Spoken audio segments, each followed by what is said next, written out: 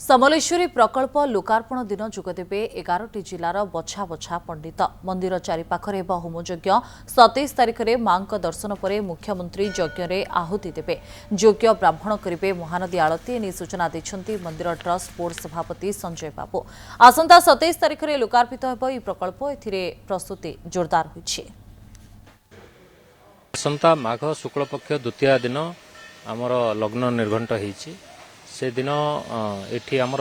26 तारिख दिन अधिवास हेबो कलश यात्रा होकर अधिवास हेबो एवं तार पर दिन 27 तारिख दिन आमर होम यज्ञ हेबो चंडीपाठ हेबो एवं जो वास्तु पूजा हेबा कथा सेटा हेबो। तो यह सब प्रस्तुति चली पूजक जो माने पंडित मान संगे आमर आलोचना चली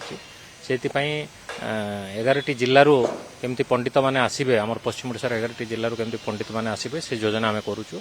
से उपयुक्त व्यक्ति को दायित्व दि जाइए एवं माननीय मुख्यमंत्री शुभ कर कमल 27 तारिख दिन यह प्रकल्पर उद्घाटन हेबो एवं से दिन आमर 4टी द्वार रे मध्य चंडीपाठ होकरी होम यज्ञ हेबो